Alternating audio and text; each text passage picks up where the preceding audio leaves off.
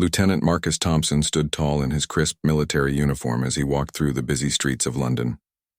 The American officer had served his country with pride for 12 years, earning medals and respect from everyone who knew him. He was in London for a special military exchange program, representing the United States Army at an international conference. Marcus felt proud wearing his uniform in a foreign country, knowing he represented something bigger than himself. The summer sun shone brightly over the historic city as Marcus decided to do some sightseeing before his meetings began. He had always heard about the famous landmarks of London, and Buckingham Palace was at the top of his list. With his camera hanging around his neck and a confident stride, he made his way toward the palace gates.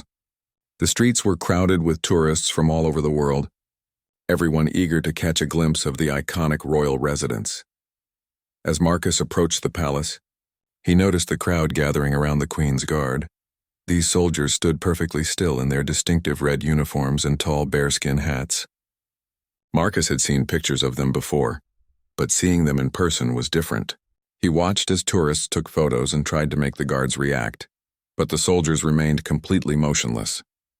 Their discipline was impressive, but Marcus couldn't help feeling a bit superior. After all, he was a trained military officer with real combat experience. Marcus pushed through the crowd to get a closer look. He studied the guard nearest to him, a young soldier who stared straight ahead without blinking.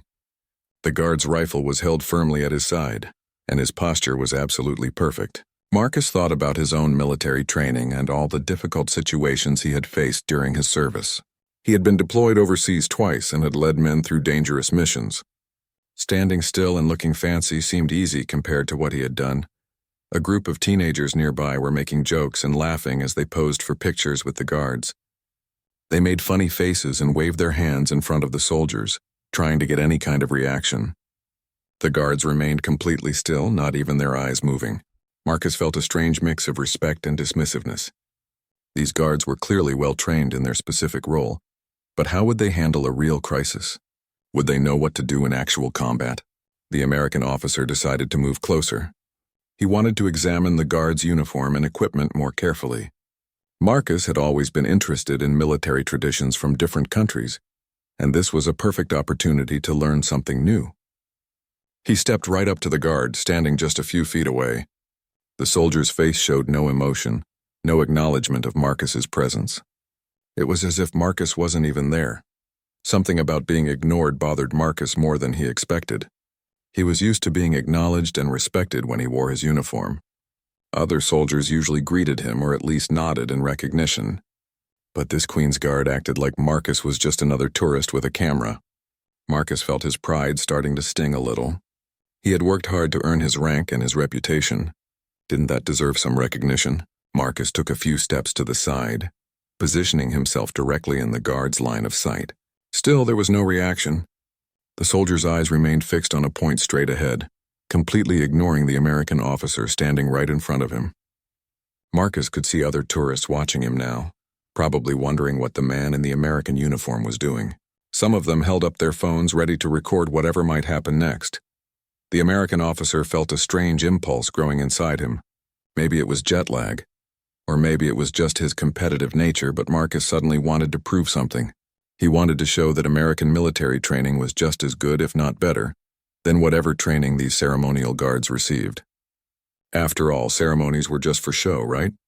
Real soldiers faced real dangers and made real decisions under pressure. Marcus glanced around at the crowd. More people were watching him now, sensing that something interesting might be about to happen. He could feel their eyes on him, waiting to see what the American soldier would do. Marcus had always enjoyed being the center of attention, especially when he could demonstrate his abilities and knowledge. This seemed like a harmless opportunity to have a little fun and maybe teach these ceremonial soldiers a thing or two about real military bearing. The guard continued to stand perfectly still, his face showing absolutely no expression. His breathing was so controlled that his chest barely moved. Marcus had to admit that the level of stillness was impressive, but he still thought it was more of a performance than actual soldiering. Anyone could stand still if that was all they had to do all day. Try standing still after marching 20 miles with a full pack, Marcus thought to himself. Without really thinking about the consequences, Marcus decided to test the guard's discipline. He would do it respectfully, of course, as one soldier to another, but he wanted to see if he could break through that stone-faced expression. Marcus had broken through tougher defenses in his career. Surely a young ceremonial guard would be easy to crack. He had no idea how wrong he was and how much he was about to learn about true discipline, tradition, and respect. Marcus cleared his throat and stepped even closer to the guard. He was now standing just inches from the soldier, close enough to see the fine details of his uniform and the slight perspiration on his forehead from standing in the summer heat. The guard's eyes never moved, never acknowledged Marcus's presence. The American officer felt his competitive instincts kicking in stronger now. Speaking in a friendly but slightly challenging tone, Marcus said loudly enough for nearby tourists to hear, "Pretty impressive standing there like a statue, soldier. But I wonder if you could do that after a real day of training." Several tourists chuckled, and Marcus felt encouraged by their response. He wasn't trying to be mean, he told himself. He was just having a bit of fun, one soldier to another. The guard's expression didn't change at all. Not a muscle in his face moved. His eyes continued to stare straight ahead as if Marcus hadn't spoken a single word. This lack of response actually frustrated Marcus more than he expected. He was used to getting reactions from people, especially when he spoke to other military personnel. This guard was treating him like he was completely invisible. Marcus decided to try a different approach. He moved to stand directly beside the guard, matching his posture and standing at attention in the same formal position. Some tourists started taking pictures of the American officer standing next to the Queen's Guard, and Marcus could hear them talking and laughing. He felt like he was putting on a good show, demonstrating that American soldiers could stand just as properly as these British ceremonial guards. After holding the position for about 30 seconds, Marcus relaxed and smiled at the crowd. He gave them a little wave, enjoying their attention. Then he turned back to the guard and said, "See, it's not so hard. Though I've got to say, this is probably the easiest duty you've ever had. Try doing this after running 10 miles in full gear." Still, there was absolutely no response from the guard. The soldier's discipline was remarkable, Marcus had to admit that much. But he still felt like he needed to make his point. He wanted everyone watching to understand that real military service was about more than just standing still and looking good for tourists. It was about courage, leadership, and facing actual danger. Marcus walked around to stand in front of the guard again. This time he reached out and gestured toward the guard's uniform, not quite touching it but coming very close. "This is a nice ceremonial uniform," Marcus said loudly. "Very traditional, very British. But I wonder if you've ever worn real combat gear. Ever been in a situation where lives depended on your decisions?" A few people in the crowd started to look uncomfortable. Some of them began whispering to each other, and Marcus noticed a few frowns.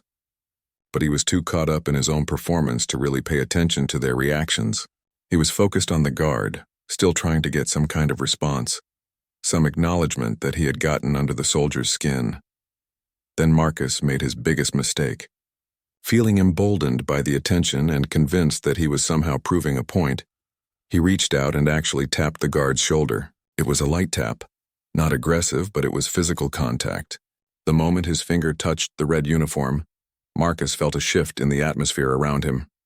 Suddenly, the guard moved with explosive speed and precision. In one swift, practiced motion, the soldier stomped his right foot down hard on the pavement with a thunderous boom that echoed off the palace walls. The rifle that had been held so still at his side swung up and around in a controlled arc, being repositioned with expert precision. The guard then shouted in a powerful, commanding voice that cut through all the tourist chatter like a knife, "Stand back from the Queen's Guard." The volume and authority in that voice shocked Marcus. He actually stumbled backward, his eyes wide with surprise. The guard had transformed in an instant from a motionless statue into a formidable soldier, projecting pure power and authority. The tourists around them gasped and quickly moved away, creating a clear space around Marcus and the guard. Several people had their phones out, recording everything that was happening. Marcus felt his face flush red with embarrassment. He had not expected such a forceful response.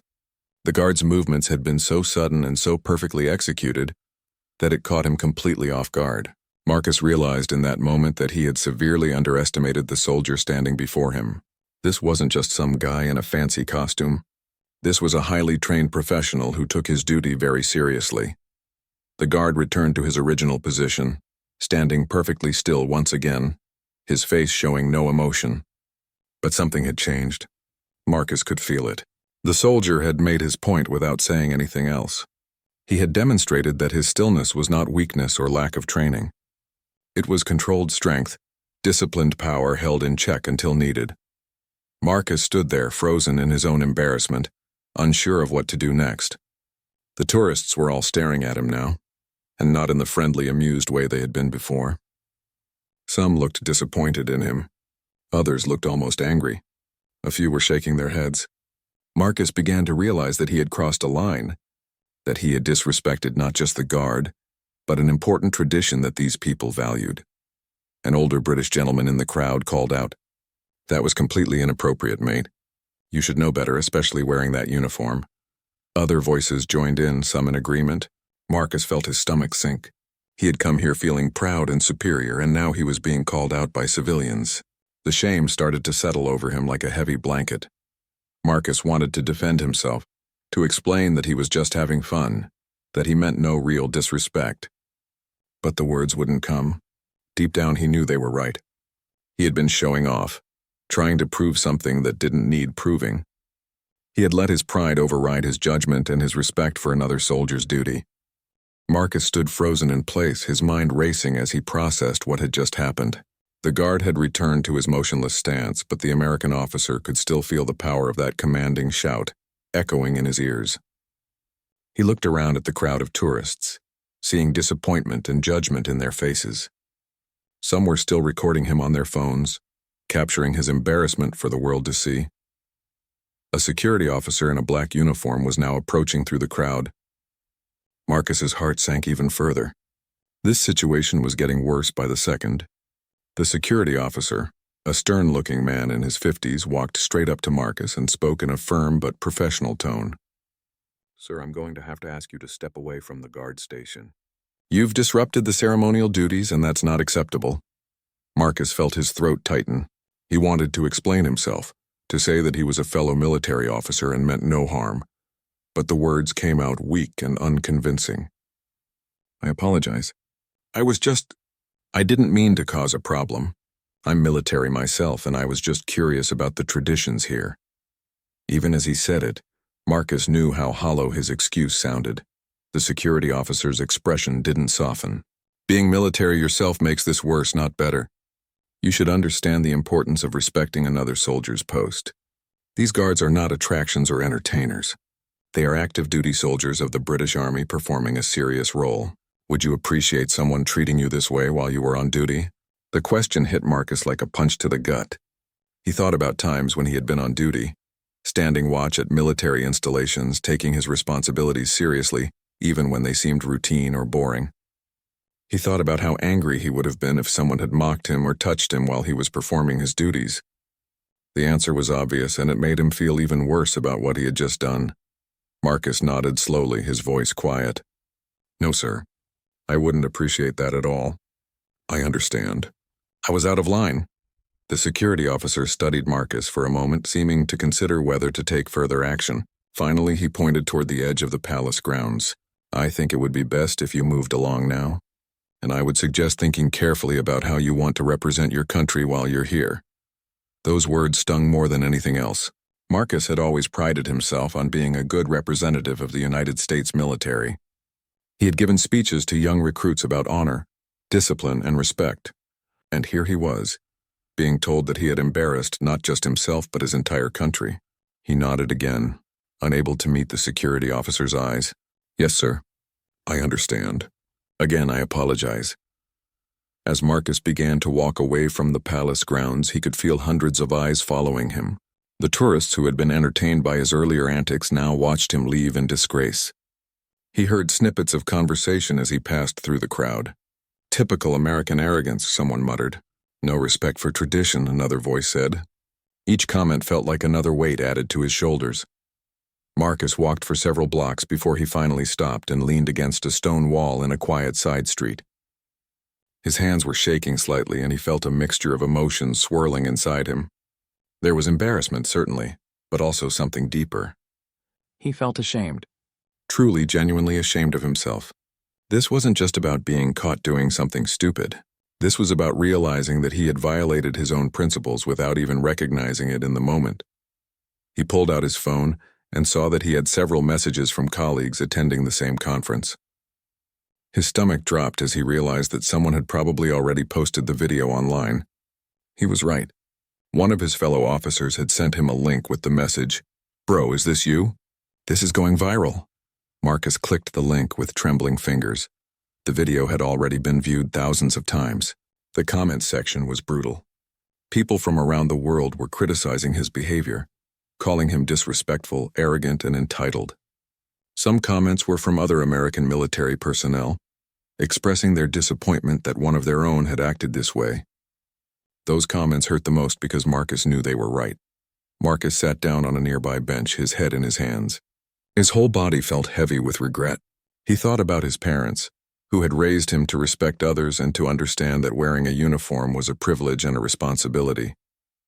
He thought about his commanding officer back home, a man he deeply respected, and how disappointed he would be when he heard about this incident. Marcus knew that word would get back to his unit, and he dreaded facing his fellow soldiers. But beyond the fear of consequences and the worry about his reputation, Marcus was confronting something else. He was facing the uncomfortable truth that he had let his pride turn him into someone he didn't want to be. He had always considered himself humble despite his achievements, always tried to treat other people with respect regardless of their rank or position. Yet when faced with a soldier performing a duty that seemed less glamorous than his own experiences, he had judged and mocked instead of showing respect. Marcus remembered his first days in the military when he was young and inexperienced. He remembered older officers who had mentored him with patience, who had shown him respect even when he made mistakes. They had taught him that every role in the military mattered, that every duty served a purpose, and that discipline came in many forms. Somehow over the years, Marcus had forgotten those lessons. He had started believing that his experiences made him superior to others. The Queen's Guard had taught him a powerful lesson in just a few seconds. That soldier had demonstrated what true discipline looked like. He hadn't gotten angry or offended when Marcus mocked him. He had simply continued doing his duty with perfect precision until Marcus actually crossed the line by making physical contact. Even then, his response had been measured and appropriate, designed to enforce boundaries without being cruel or excessive. That was real professionalism. Marcus sat on that bench for over an hour, watching people walk by and thinking about what kind of officer he wanted to be going forward. The afternoon sun was beginning to lower in the sky when Marcus finally stood up from the bench. He knew he couldn't hide forever. The conference would continue tomorrow, and he would have to face his colleagues and the consequences of his actions. But first, he needed to do something that felt important. He needed to understand more about the Queen's Guard and what he had so carelessly disrespected. Marcus walked to a nearby bookstore and found a section on British military history. He picked up several books about the Queen's Guard and the traditions of the British Army. As he read, standing in the quiet corner of the bookstore, he began to learn things that made his earlier behavior seem even more foolish. The Queen's Guard wasn't just a ceremonial position for show. These soldiers came from active combat regiments. Many of them had served in Afghanistan, Iraq, and other dangerous deployments around the world. The more Marcus read, the more humbled he felt. These guards were chosen for their exceptional discipline and military bearing. They underwent rigorous training not just in ceremonial duties but in combat skills, security protocols, and threat assessment. While they stood at the palace looking decorative to tourists, they were actually highly trained security personnel ready to respond to any real threat. Their stillness wasn't weakness or simplicity. It was an extraordinary level of mental and physical control. Marcus learned that each guard wore their ceremonial uniform with authentic military pride, representing centuries of British military tradition. The bearskin caps came from a victory over Napoleon's forces. The red tunics had been worn by British soldiers in battles around the world. Every aspect of their appearance told a story of courage and sacrifice, and Marcus had treated it all like a joke, like a theme park attraction put there for his entertainment. He bought the books and carried them with him as he walked back toward his hotel. Along the way, he passed by Buckingham Palace again. The guard he had confronted was no longer at that post, having been relieved by another soldier who stood with the same perfect discipline, Marcus stopped at a respectful distance and simply watched for a while, seeing everything differently now. He watched how tourists approached more carefully, how most people understood to keep their distance and show respect. Back in his hotel room, Marcus continued reading late into the night. He learned about the daily routine of the Queen's Guard, how they worked long shifts in those heavy uniforms regardless of weather conditions. He read accounts from former guards describing the intense focus required to maintain their composure, while tourists tried everything imaginable to make them react. Some guards had endured people yelling in their faces, making rude gestures, or even throwing things at them, and they remained professional through it all. Marcus thought about his own military training and realized that he couldn't honestly say he would have done better. Standing perfectly still for hours while being mocked and tested by strangers required a type of mental strength that he had never really developed. His skills were different, suited to active combat and leadership in dynamic situations. But that didn't make his skills better or more valuable. They were just different. The Queen's Guard had mastered something that Marcus had never even attempted. Sleep didn't come easily that night. Marcus kept replaying the incident in his mind, seeing it now from a different perspective. He imagined how the guard must have felt, standing there doing his duty while some foreign officer tried to mock him in front of a crowd. He imagined the guard's training kicking in, allowing him to ignore the provocation until an actual boundary was crossed. He imagined the discipline it took to respond with exactly the right amount of force, enough to establish authority, but not enough to escalate the situation unnecessarily. The next morning, Marcus woke up with a sense of purpose. He couldn't undo what he had done, but he could try to make it right in some way. He got dressed in his uniform, made sure everything was perfectly in place, and headed out early before the conference sessions began. He knew what he needed to do, even though the thought of it made him nervous. Marcus returned to Buckingham Palace, arriving just as the guards were changing shifts. He stood at a respectful distance and watched the ceremony with new eyes. The precision of their movements, the coordination between soldiers, the weight of tradition in every step, it was all impressive in a way he hadn't appreciated before. When the ceremony concluded and the new guards were in position, Marcus approached the officer in charge of the guard detail. His heart was pounding as he saluted the British officer, a captain who looked at him with curiosity and perhaps a hint of recognition. Marcus introduced himself properly this time, with humility rather than pride. "Sir, my name is Lieutenant Marcus Thompson, United States Army. I was here yesterday and I behaved in a way that was completely inappropriate and disrespectful to one of your soldiers. I wanted to apologize formally and express my regret for my actions." The British captain studied Marcus for a long moment. His expression was neutral, professional, giving nothing away. Finally, he returned the salute and said in a crisp British accent, "I heard about the incident, Lieutenant. Your apology is noted. However, the soldier you offended is not here at the moment. He's from the Grenadier Guards and is currently off duty." Marcus nodded, feeling a mixture of disappointment and nervousness. He had hoped to apologize directly to the guard, but he understood that might not be possible. "I understand, sir. I was hoping you might be able to pass along my apology to him. What I did was inexcusable. I let my pride override my judgment and my respect for a fellow soldier. I've served for 12 years and I should have known better." "I did know better?" "I just forgot what really matters in that moment." The captain's expression softened slightly. "Pride is something we all struggle with, Lieutenant. The important thing is recognizing when we've let it control us. The fact that you've come back here to apologize speaks to your character. Many people would have simply tried to forget about it and move on." He paused, then added, "The soldier you confronted is actually a decorated veteran. He served 2 tours in Afghanistan and earned a military cross for valor. He's one of the finest soldiers in his regiment." Those words hit Marcus like a physical blow. The soldier he had mocked and patronized was a war hero, someone who had proven his courage and skill in actual combat. Marcus felt his shame deepen, but he also felt grateful that the captain was willing to tell him this. It drove home just how wrong he had been in his assumptions and his behavior. Marcus felt his chest tighten with emotion as the weight of what the captain had just told him sank in. A military cross was one of the highest decorations for valor in the British military. This soldier had faced enemy fire, had made decisions under pressure that saved lives, had demonstrated extraordinary courage in the most dangerous situations imaginable. And Marcus had treated him like he was nothing more than a tourist attraction. The American officer struggled to keep his composure as he responded. "Sir, that makes what I did even worse. I made assumptions based on nothing but my own ignorance and arrogance. I judged a book by its cover, and I dishonored both him and myself in the process." Marcus paused, his voice becoming quieter. "Is there any way I could meet him and apologize in person? I understand if that's not possible or if he wouldn't want to see me, but I feel like I owe him that much." The British captain considered this request carefully. He seemed to be weighing several factors, perhaps questioning Marcus's sincerity or considering whether such a meeting would be appropriate.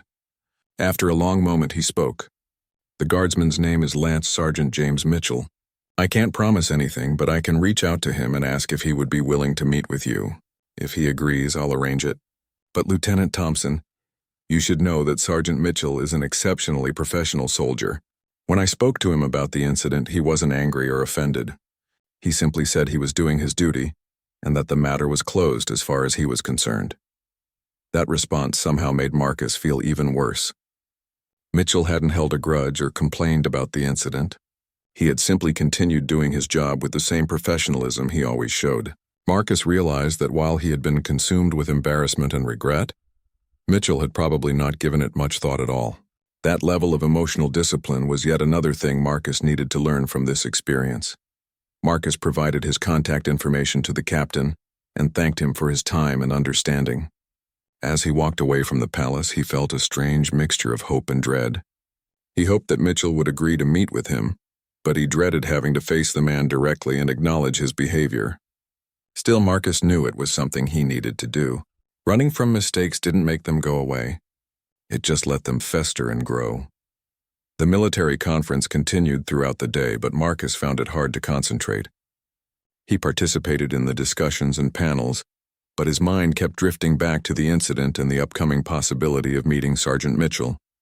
His colleagues noticed his distracted state, and a few of them asked if he was all right.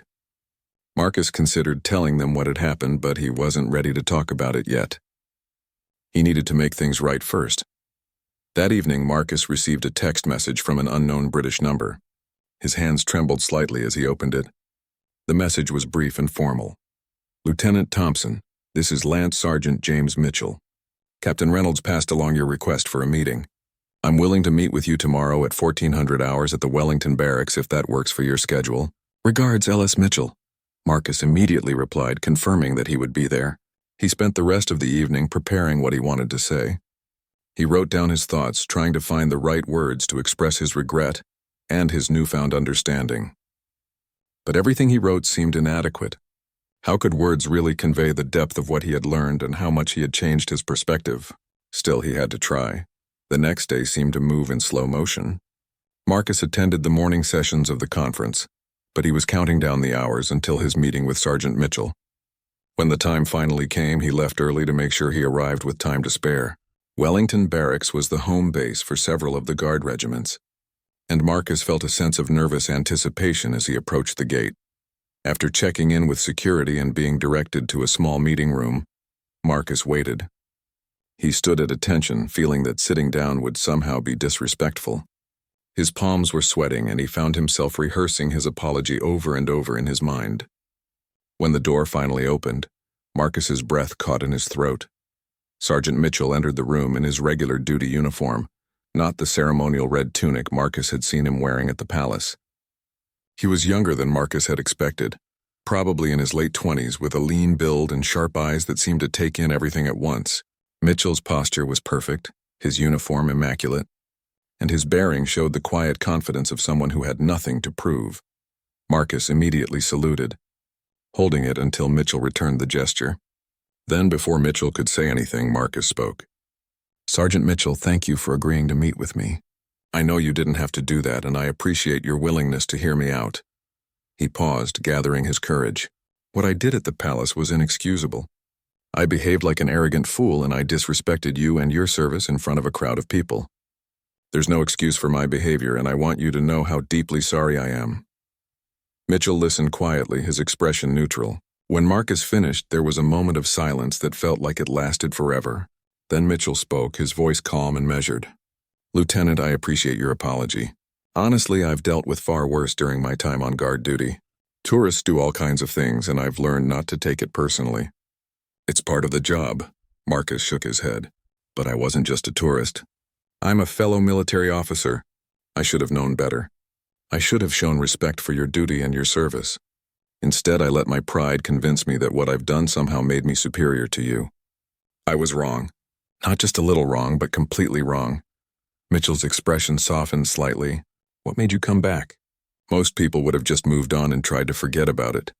The question was direct but not unkind. Marcus could tell that Mitchell was genuinely curious about his motivation. Marcus took a deep breath before answering. Because I couldn't live with myself if I didn't try to make it right. I've spent the last 2 days learning about the Queen's Guard, about your service record, about what it really means to do what you do. I realized that I had judged something I didn't understand, and worse, I had treated another soldier with disrespect. That goes against everything I claim to believe in. He paused, his voice becoming emotional. Captain Reynolds told me about your military cross and your service in Afghanistan. That just made me feel worse because it showed me how completely wrong my assumptions were. Sergeant Mitchell gestured to the chairs in the room, inviting Marcus to sit. As they both took seats, Mitchell's formal demeanor relaxed just slightly. I won't lie to you, Lieutenant. When you tapped my shoulder, I was annoyed. Not angry, but annoyed. We train extensively to ignore provocations, but physical contact crosses a line. That's why we're authorized to respond the way I did. But after my shift ended, I didn't think much about it anymore. It was just another day on duty. Marcus appreciated Mitchell's honesty, but it also made him realize something important. That's part of what impresses me so much about what you do, Marcus said. You were able to stay professional and then just let it go. I've been carrying this around for days, letting it eat at me. You demonstrated a level of emotional control that I clearly don't have. Mitchell smiled for the first time, a small but genuine expression. Different situations require different skills, Lieutenant. I'm good at staying still and maintaining composure under minor provocations. But when I was in Afghanistan, there were times when I had to make split-second decisions that affected my entire squad. There were nights when I was terrified and had to push through it anyway. We all have our strengths and our struggles. This response surprised Marcus. He had expected Mitchell to maintain his professional distance, to accept the apology politely and move on. Instead, the British sergeant was opening up, sharing his own experiences and vulnerabilities. It made Marcus realize that Mitchell wasn't trying to make him feel worse or better. He was simply being honest, treating the conversation as one soldier talking to another. Marcus leaned forward, his elbows on his knees. Can I ask you something? How do you do it? How do you stand there for hours while people mock you and try to get reactions? I've faced enemy fire, but I honestly don't think I could handle what you do without losing my cool. Mitchell thought about the question for a moment before answering. It's about mindset, really. When I'm standing at the palace, I'm not thinking about the tourists or what they're saying. I'm focused on my duty, on representing my regiment and my country. I think about the soldiers who stood guard before me, some of them for hundreds of years. I think about my mates who are deployed right now, facing real dangers. Standing still for a few hours seems pretty easy compared to that. The sergeant paused, then continued. Also, I don't take it personally when tourists try to make me react. They don't know me. They don't know what I've done or where I've been. They just see a guy in a funny hat. That's fine. My job isn't to educate every person who walks by. My job is to guard this post and maintain the tradition that means something to a lot of people, even if it doesn't mean anything to them. Marcus felt humbled by Mitchell's perspective. Here was a soldier who had separated his ego from his duty, who understood that his role was bigger than himself. Marcus realized that he had been doing the opposite. He had let his ego become so tied to his uniform and his rank that any perceived slight felt like a personal attack. Mitchell's approach was healthier and more professional. I wish I had your maturity, Marcus said quietly. I've been in the military longer than you, but you've clearly learned things that I'm still struggling with. The whole incident made me realize how much I've let pride cloud my judgment. I thought my combat experience made me somehow better than soldiers in ceremonial roles. I was completely wrong about that. Mitchell nodded thoughtfully. Look, Lieutenant, we all have moments we're not proud of. The difference is whether we learn from them or not. The fact that you're here tells me you're the type who learns. That matters more than the mistake itself. He shifted in his chair, and for what it's worth, I've made my share of mistakes too. There was a time early in my career when I thought guard duty was beneath me. I wanted to be out doing real soldiering all the time. It took a senior sergeant to set me straight and help me understand that every duty has value. Marcus felt a connection forming with Mitchell that he hadn't expected. They came from different countries, different backgrounds, and different military traditions, but they were both soldiers trying to do their best and learning from their failures. "What did that sergeant tell you?" Marcus asked, genuinely curious. "He told me that discipline isn't just about following orders in combat. It's about doing every job with excellence, even the ones that seem boring or pointless. He said that if I couldn't stand at a post with pride and focus, then I probably couldn't be trusted with bigger responsibilities either." Mitchell smiled at the memory. He was right, of course. Learning to do guard duty properly actually made me better at everything else. The two men talked for over an hour, sharing stories about their military experiences, their deployments, and the challenges they had faced. Marcus learned that Mitchell had saved 3 soldiers during an ambush in Helmand Province, carrying 2 of them to safety while under fire, and then going back for the 3rd. That action had earned him the Military Cross. Mitchell was modest about it, saying he just did what anyone would have done, but Marcus could read between the lines and understand the extraordinary courage it had required. In turn, Marcus shared some of his own experiences, including mistakes he had made as a young lieutenant and lessons he had learned the hard way.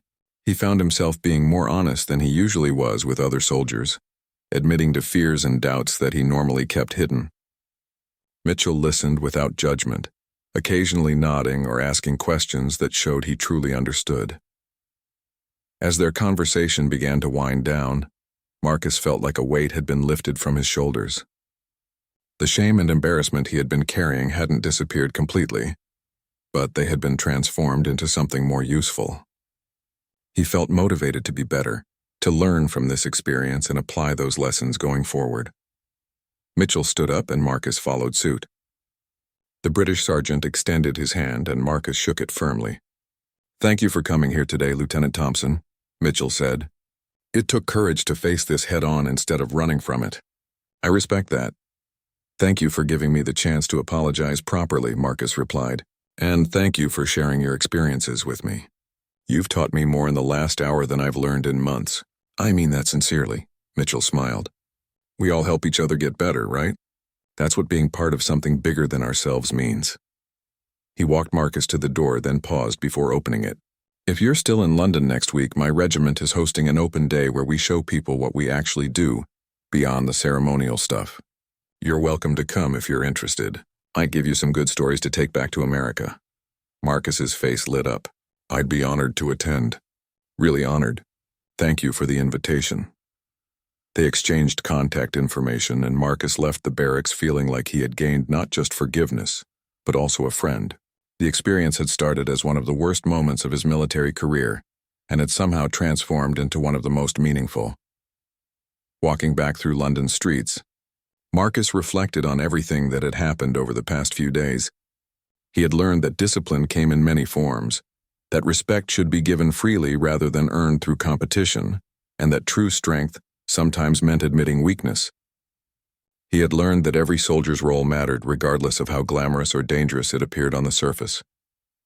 Most importantly, he had learned that pride was a dangerous thing when left unchecked. But humility could open doors to growth and connection. Marcus thought about the video that was still circulating online, the one that showed him at his worst moment. Part of him wished it would disappear, but another part of him recognized that it served as a reminder. It would keep him humble and conscious of his behavior. Whenever he felt his ego starting to inflate again, he could remember the sound of Sergeant Mitchell's commanding voice shouting, "Stand back from the Queen's Guard," and remember the lesson he had learned. The following week, Marcus attended the open day at Wellington Barracks, and it exceeded all his expectations.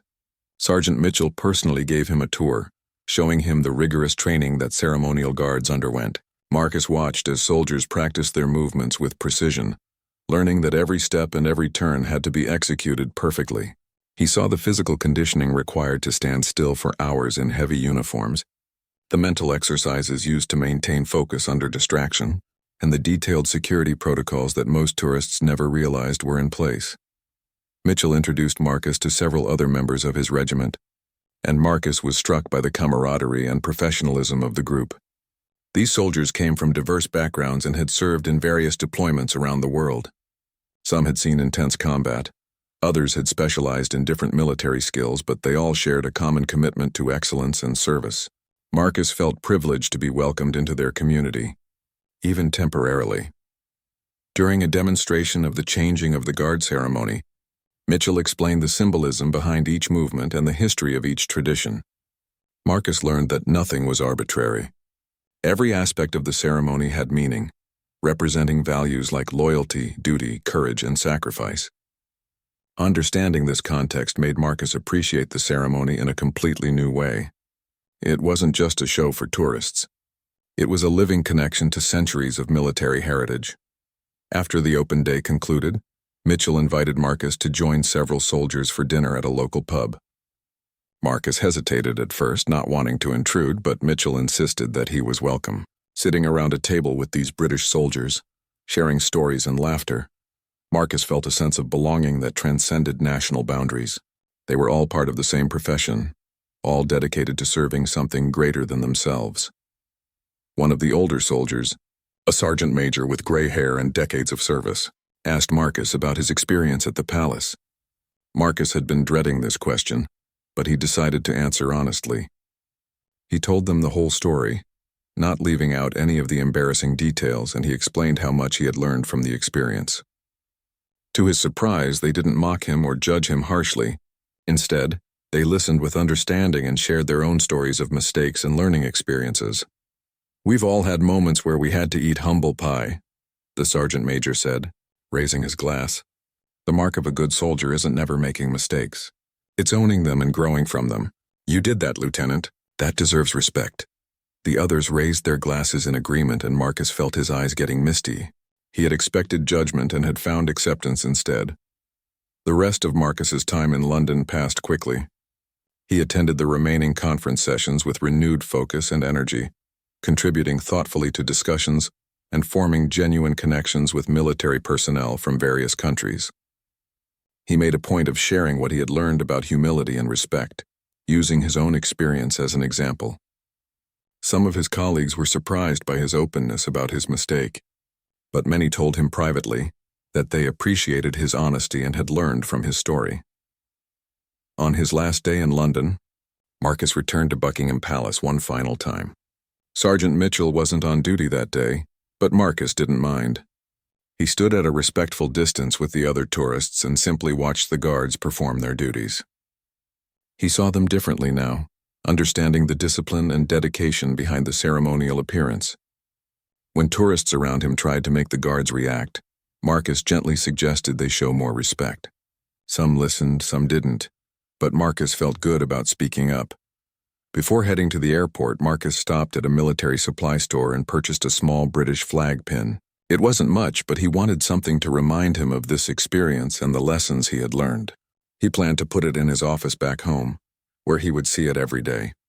Whenever he looked at that pin, he would remember Sergeant Mitchell and the moment that changed his perspective on what it meant to be a true professional. The flight back to America gave Marcus plenty of time to reflect. He thought about how he would explain this experience to his commanding officer and to his fellow soldiers back home. He knew he would face some ribbing about the viral video, but he was ready to accept that. More importantly, he wanted to share the valuable lessons he had learned. He wanted to help other soldiers understand that respect and humility were just as important as courage and tactical skill. When Marcus finally arrived back at his base, he was called into his commanding officer's office. Colonel Peterson was a no-nonsense leader, who Marcus deeply respected. The colonel had clearly seen the video and heard about the incident. Marcus stood at attention, ready to face whatever consequences were coming. To his surprise, Colonel Peterson's first question wasn't about the incident itself. "Lieutenant Thompson, I understand you went back and apologized to the soldier you disrespected. Is that correct?" the colonel asked, his expression unreadable. Marcus confirmed that he had, explaining everything that had happened after the initial incident. He talked about his research, his meeting with Sergeant Mitchell, and the lessons he had learned about humility and professional respect. Colonel Peterson listened carefully, then leaned back in his chair. "You embarrassed yourself, Thompson, and you embarrassed this unit. That video made us all look bad. Marcus felt his stomach sink, but the colonel wasn't finished. However, the way you handled the aftermath showed real character. A lot of officers would have made excuses or tried to downplay their mistake. You owned it, learned from it, and made amends. That's what we need from our leaders. The colonel gave Marcus a formal reprimand for his conduct, which Marcus accepted without complaint. But then the colonel did something unexpected. He asked Marcus to develop a presentation about respect and professional conduct, using his experience as a teaching tool. If we can help other soldiers learn from your mistake without having to make it themselves, then something good will have come from this situation, the colonel explained. Marcus threw himself into creating the presentation. He reached out to Sergeant Mitchell for permission to share their story and to get his input on what lessons would be most valuable.